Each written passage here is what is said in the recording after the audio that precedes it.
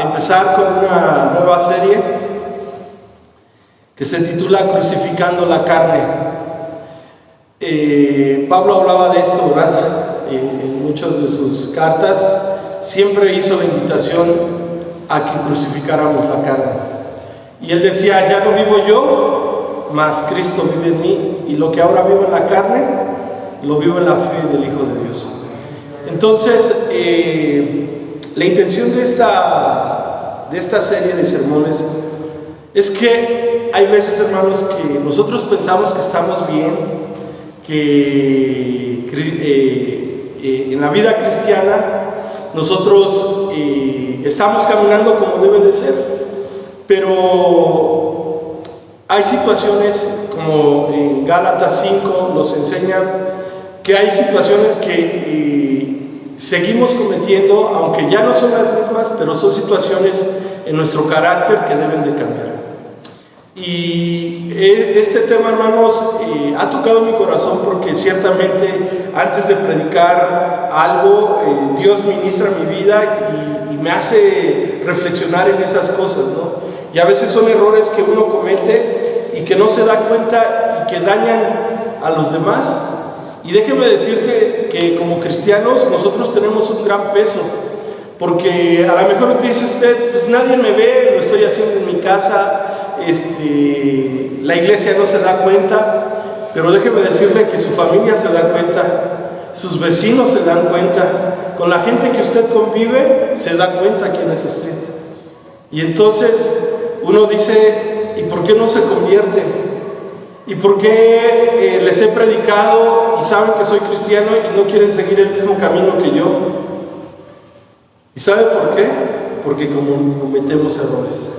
Y el primer sermón que les quiero compartir se titula así, reconociendo nuestros errores, ¿sí? ¿Y por qué es importante que nosotros reconozcamos nuestros errores? Porque a veces cuando nosotros nos equivocamos es como si estuviéramos tropezando con la misma piedra una y otra vez. La misma situación se repite una y otra vez.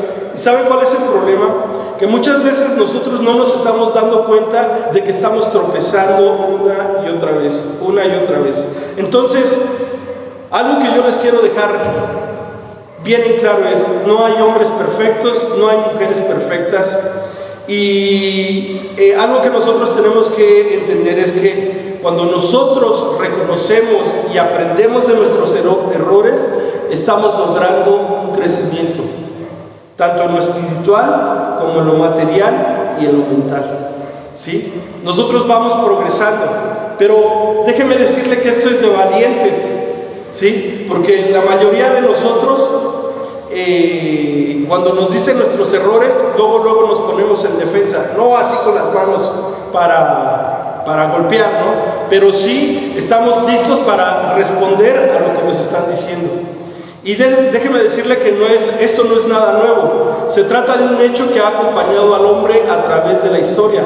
Personas que pese a incurrir en hechos, palabras y gestos que atentan contra los demás, nunca los reconocen. Y la Biblia tiene muchos ejemplos de esto, hermanos, de hombres que cometían errores y que no tenían el valor para reconocer que se habían equivocado. Un análisis sencillo a este ineludible lo hizo el rey David. Él escribió, fíjese, en el Salmo 19, 12 y 13, vamos a leerlo. Dice así: ¿quién podrá entender sus propios errores? Líbrame de los que me son ocultos. Preserva también a tu siervo de las soberbias, que no se enseñoreen de mí. Entonces seré íntegro y estaré limpio. ¿De qué? De gran rebelión. Y aquí hay algo bien interesante, porque él se hace esta pregunta: ¿quién se da cuenta de sus propios errores? Usted se ha visto en el espejo, yo creo que todos, ¿no? Pero en el espejo de nuestra persona, y ha podido reconocer esas fallas. Yo no sé cuántas veces usted ha tenido conflictos con su familia o dentro de la iglesia, y lo único que ha hecho es poner excusas, echarle la culpa a alguien más, o decir, es que yo no me equivoqué. es que yo estoy bien. O muchas veces se ha hecho el enojado y ha contestado de una manera grosera para que no le digan nada y usted salga librado. ¿Lo ha hecho? Déjeme decirle que a nadie le gusta equivocarse y tener que reconocerlo muchas veces es algo que cuesta y hasta duele. Equivocarnos no nos hace menos valiosos, hermanos, ni menos dignos. Los errores son parte de la vida y nos brinda la oportunidad de ser mejores aprendiendo de la experiencia y aceptando las consecuencias. Esto es algo que a muchos nos cuesta trabajo, el decir me equivoqué y voy a volver a empezar. Hay por ahí un libro que se titula Una iglesia con propósito, y en el prefacio el pastor hacía una pregunta. ¿Cómo es que él había alcanzado el éxito? Y él decía, si yo escribiera un libro, yo lo titularía 1000 maneras de no tener éxito. ¿Y qué quería decir con esto este pastor? Que eran tantas las veces que había intentado hacer bien las cosas que ya pasaban las 1000 veces, pero que en una de esas, de tanto repetir, él encontró la manera de tener éxito. Entonces, ¿a dónde lo quiero llevar? El punto no es que nos equivoquemos, el punto es cuando nosotros no reconocemos nuestras equivocaciones, porque si usted no reconoce cuando se equivoca, entonces, ¿cuándo va a mejorar usted? ¿Se da cuenta? Entonces, por eso es importante que este mensaje que hoy quiero compartirles, usted esté dispuesto a recibirlo. Que usted mismo reflexione cuántas veces se ha equivocado y que por esa razón usted ha lastimado a mucha gente. Por ahí hay personas que se equivocan y, como les decía hace un momento, se enojan, se dan la media vuelta y se van y dejan el problema así. Y las personas afectadas, ¿cómo quedan? Lastimadas, enojadas, frustradas. ¿Y sabe? Se va esa persona que cometió el error y al rato regresa como si no hubiera pasado nada. Y te habla normal como si no te hubiera dicho nada, como si no hubiera cometido un error. ¿Y tú cómo te sientes? ¿O ustedes son las personas que se van y regresan como si no hubieran hecho nada?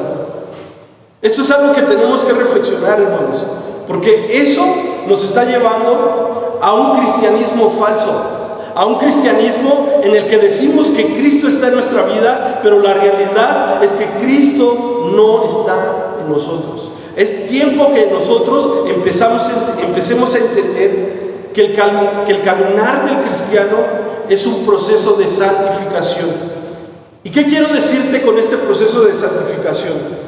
Que cada día nos estamos limpiando más y más. Que cada día nosotros nos estamos perfeccionando. Decía en un principio que no hay hombre perfecto, pero sí hay hombres que se están perfeccionando día a día, para que cuando sea el día del Señor, nosotros seamos perfeccionados. Amén.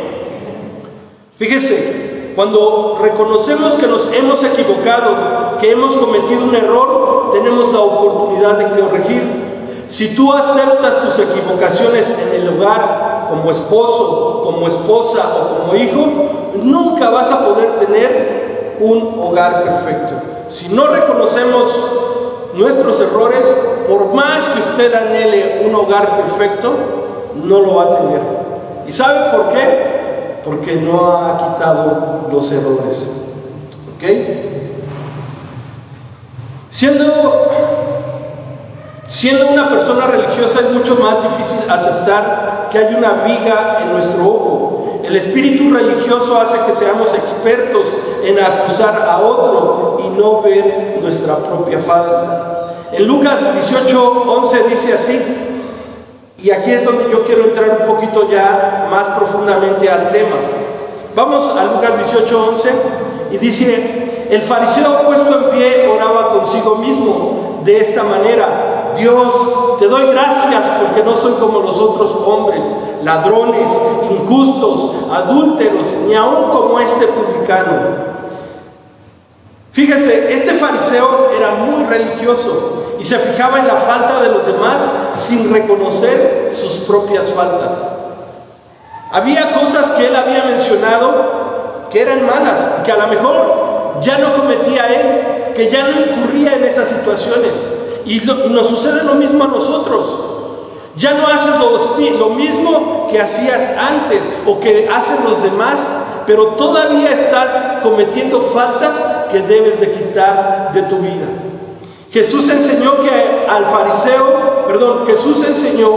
que el fariseo veía que estaba mal, fue justificado porque pidió perdón, mientras el fariseo no arregló su asunto con Dios y no fue justificado. Y yo creo que muchas veces nos ponemos en esa situación nosotros, porque nos ponemos como víctimas. Y nos ponemos en esa situación que todo el mundo nos está atacando, que todo el mundo son los que nos dañan y nos causan problemas. Y decimos, pobrecitos de mí, porque nadie me entiende. Pero muchas de las situaciones que nosotros vivimos hoy en día son causa de nuestros errores, causa de las acciones que nosotros hemos cometido y que no hemos visto las consecuencias que han traído, y sentimos que las reacciones de nuestra familia o la gente que nos rodea son porque no nos quieren, pero no nos hemos dado cuenta que nosotros mismos lo hemos provocado. Fíjese, hay que ser valiente para reconocer sus faltas y así recibir el perdón de Dios. Lo bueno de reconocer el pecado, el error, la falta, es que podemos ser perdonados, hermanos. Esto es algo que cada uno de nosotros tenemos que entender en esta tarde. Analiza tu vida, piensa un poquito en qué cosas te causan problema constantemente. ¿Qué haces cuando eres confrontado? ¿Cuál es tu actitud cuando te dicen, oye, te equivocaste?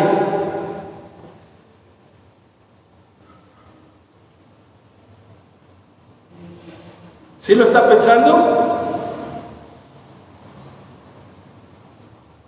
Fíjense, hay que ser valiente para reconocer en lo que estamos fallando, ya que el mismo orgullo se levanta en nuestra contra. El miedo de ser avergonzado, el miedo de que puedan decir o que puedan decir algo de nosotros o a ser menospreciados, pero es la única forma que Dios empezará a restaurar lo que Él quiere ver en nosotros. Yo quiero contarles una anécdota. Hace ya algunos años yo estuve dando clases en un kinder y la verdad es que nunca había sido maestro de niños, pero esto me dio mucha experiencia, ¿no? ¿En qué sentido? ¿Qué realmente? ¿De qué se trata el ser maestro? Y no es fácil ser maestro, ¿no? Pero una ocasión estaba trabajando con la maestra titular de un grupo de tercer año y cometí un error. Y el error fue decirme a mí que hiciera las cosas como ella creía que estaban bien. Entonces yo hice las cosas como ella me indicó. Viene el director, ve que lo que se está haciendo está mal y me llama muy fuerte la atención. Y en vez de que la maestra dijera, oye, y es que yo le dije que lo hiciera así, se quedó callada y no dijo nada. Yo no sé si ustedes han hecho eso, que muchas veces por su culpa la gente ha cometido errores y usted no ha dicho o no ha tenido el valor para decir, me equivoqué. Ella tenía miedo de esto, de que la avergonzaran. Ella tenía ese temor de que la menospreciaran, que la hicieran menos por la posición que ella tenía. Pero algo que yo quiero dejarte en tu corazón es que a veces es necesario el que nos llamen la atención para que nosotros podamos caminar de la manera correcta. Fíjese, otra cosa bien interesante. En la mecánica, cuando usted ajusta un auto, tiene que ser muy preciso. Porque si usted coloca una pieza mal o se equivoca por algunas milésimas en el torqueo de alguna pieza, usted está provocando que ese auto se pueda desvielar, se vuelva a descomponer. Entonces, cuando usted ajusta un auto, tiene que quedar exactamente muy bien. Y sabe que eso ha sucedido muchas veces, y los mecánicos lo que hacen es echarle la culpa al dueño del carro y no reconocer que se equivocaron. ¿Y sabe por qué? Porque muchas veces una equivocación nos lleva a que tenemos que pagar un precio. No sé si me estoy explicando. A donde lo quiero llevar es que muchas veces nosotros cometemos errores y por no asumir la responsabilidad de lo que sucedió, preferimos echarle la culpa a todos los demás. Y vamos a otro caso de la palabra de Dios. Vamos a hablar de Adán un poquito. ¿Cuántos conocen la historia de Adán y Eva cuando pecaron? ¿Sí? Fíjese, el problema con Adán no fue que se haya equivocado. El problema es que no fue capaz de reconocer su error. A pesar de que Dios le estaba dando una oportunidad para que se arrepintiera, Dios lo sabe todo, a Él no se le escapa nada, pero Él se hacía el que no sabía dónde estaba Adán. Fíjense en Génesis capítulo 3, en el versículo 9, ¿lo tenemos por favor? Dice así: mas Jehová, Dios llamó al hombre y le dijo, ¿dónde estás tú? ¿Dios no sabía dónde estaba Adán? Sí sabía, porque Dios es un Dios omnipresente, está en todo lugar, ¿sí? Entonces, Dios se hacía como que no sabía dónde estaba Adán, pero el error de Adán fue que huyó de la presencia de Dios. Vea el versículo 8 como dice: y oyeron la voz de Jehová Dios que se paseaba en el huerto al aire del día, y el hombre y su mujer se escondieron de la presencia de Jehová Dios entre los árboles del huerto. ¿Sí? La solución no es huir del problema. La solución es enfrentar el problema. Siempre que huyas del problema, lo único que va a pasar es que va a crecer la situación o la deuda o el conflicto en el lugar. ¿Sí? Esto es lo que estaba haciendo Adán. Dios sabía dónde estaba Adán. ¿Y usted cree que muchas veces escondiendo su error, Dios no lo sabe? Dios lo sabe, hermanos. Y este es el punto, porque este mensaje es para nosotros, los hijos de Dios, los que hemos recibido a Cristo Jesús como nuestro Salvador, que cometemos errores y que pensamos que si nos excusamos con la gente o si no nos ven que estamos haciendo algo malo, no se van a enterar. Pero Dios sí lo sabe. Dios sí lo sabe lo que tú haces. ¿Sí?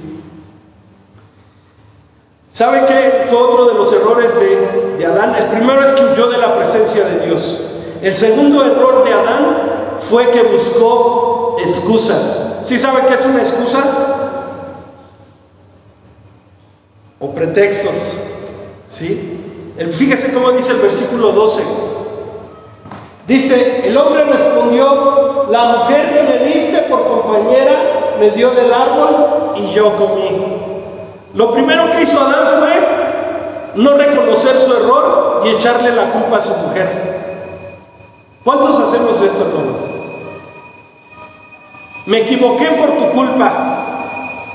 Las cosas salieron mal porque tú no me dijiste. Esto estaba haciendo Adán. Le estaba echando la culpa a su esposa de sus errores. ¿Sabe que cuando nosotros no asumimos nuestros errores, lastimamos a nuestra pareja? Es más, decepcionamos a nuestra pareja. Cuando no reconocemos que estamos fallando, ¿sabe en qué posición se pone nuestra pareja? Como defraudado. Porque nuestra pareja está contando con nosotros al 100%. Y cuando usted empieza con estos detallitos, esa confianza se va desgastando, al punto de que muchas veces ya ni siquiera nos platican las cosas como están sucediendo, para evitar problemas. Entonces, algo que nosotros tenemos que aprender de Adán, hermanos, es que cuando usted se equivoca, asuma que se equivocó.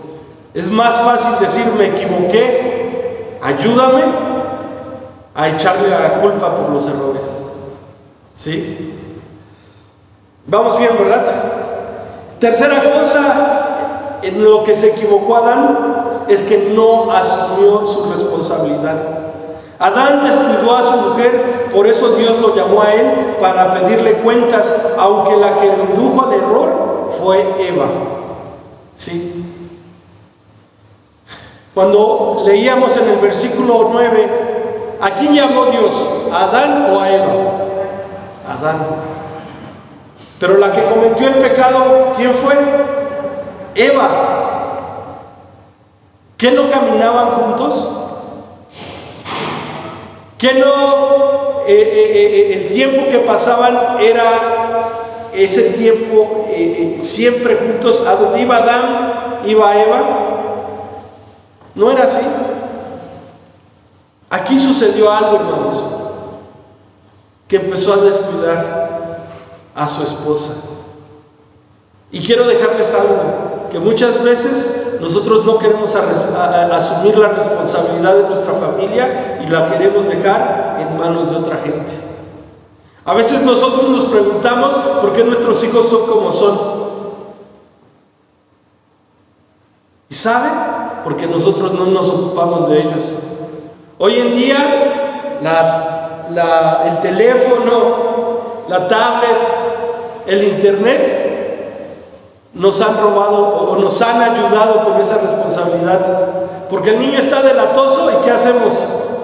Le damos el celular para que se esté quieto, o lo ponemos a la televisión para que no lo esté molestando. ¿No es así? Entonces estamos dejando en manos del mundo la educación de nuestros hijos. Hoy yo estaba preocupado con algo.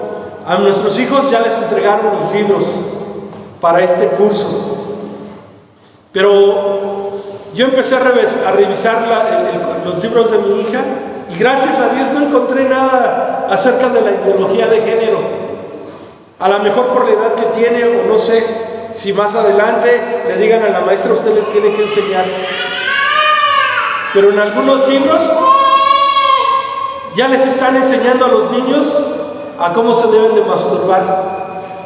¿Sí sabe de lo que estoy hablando, verdad? ¿Usted cree que un pequeño tenga necesidad de aprender a hacer eso? Pero le estamos dejando en manos de otra gente la educación de nuestros hijos. Es tiempo, hermanos, de que ustedes se ocupen un poquito más y que no dejen al ahí se va. Hace unos días mi cuñada me estaba platicando que tuvo un sueño muy feo, que la despertó y hasta orando despertó. Y decía ella, es que soñé que me querían quitar a mi hija. El diablo le quería quitar a su hija, ¿verdad? Y sabe, la interpretación que yo le daba es que el diablo está así, hermanos. Nos quiere robar a nuestra familia. Y más cuando usted está buscando de Dios.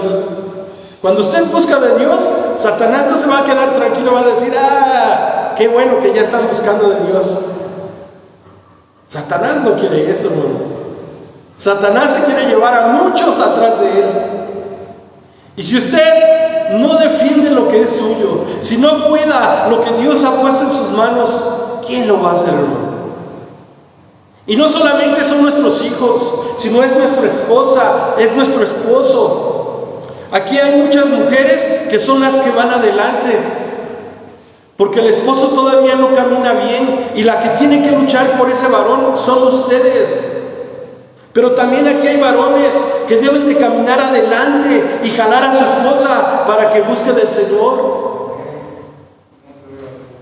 Qué bueno que lo dices, Jonathan. Necesitas jalar a tu mujer. No es solamente que yo camine, no es solamente que diga, cuando ya crezcan ellos que decidan, porque mucha gente crece con esa idea, que cuando los niños crezcan, que ellos escojan qué es lo que van a querer, pero mientras el mundo ya los enseñó, ya los adoctrinó, ya les puso un camino que van a seguir. Cuando nosotros tenemos que poner los principios para que nuestros hijos no se aparten de Dios. Amén. Y por último, hermanos, cuando nosotros vivimos de excusas, hacemos que otros también hagan lo mismo. Vea cómo dice el versículo 13. Entonces Jehová Dios dijo a la mujer: ¿qué es lo que has hecho? Y dijo la mujer: la serpiente, ¿qué? Me engañó y comí. La serpiente me engañó y comí. ¿Se da cuenta? Si nosotros no estamos en el camino del Señor, si nosotros no nos alimentamos de la fuente eterna que es Cristo, ¿qué defensa va a poder tener usted para cuidar a su familia, para cuidar su propia vida, hermanos? Si usted no está constantemente en esa búsqueda de Dios, muy fácilmente Satanás lo va a engañar. ¿Quiere eso usted para su vida? ¿O quiere que su familia cada día se afirme más? ¿Quiere que su familia empiece a buscar de Dios? Empiece a buscar usted. No sea flojo, hermanos, y perdón por lo que acabo de decir, pero es necesario que seamos más esforzados. Es necesario que le dediquemos más tiempo a la vida de nuestra familia para que busque de Dios que muchas veces en nuestra persona. ¿Cómo ven? Es tiempo, hermanos, de que nosotros seamos el ejemplo, que nosotros seamos los que vayamos marcando las pisadas y que le podamos decir a nuestra familia: oye, donde yo voy pisando, tú debes de pisar. Por donde yo voy caminando, es por donde tú tienes que caminar. Pero ¿saben? Muchos decimos, es que luego le exageran. Como que le están exagerando mucho a que busquemos de Dios. Pero déjeme decirle que no es así, hermanos. Esto es cosa seria. Buscar de Dios es algo bien importante. Hoy hay muchos lugares, hermanos, que están llenos. Que las iglesias no solamente ya son templos, a lo mejor son estadios, son lugares grandes, hermanos, donde hay muchísima gente. Pero ¿sabe cuál es el problema muchas veces? Que como es tanta gente, no se les da la atención.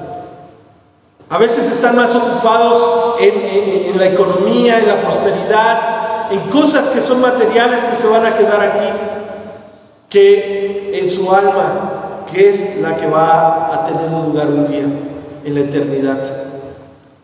Y ese lugar lo escogemos aquí, hermanos. Entonces es tiempo de que empecemos a reconocer nuestros errores. Es tiempo de reconocer cuando se equivoque, decir: sí, me equivoqué, no vuelve a pasar.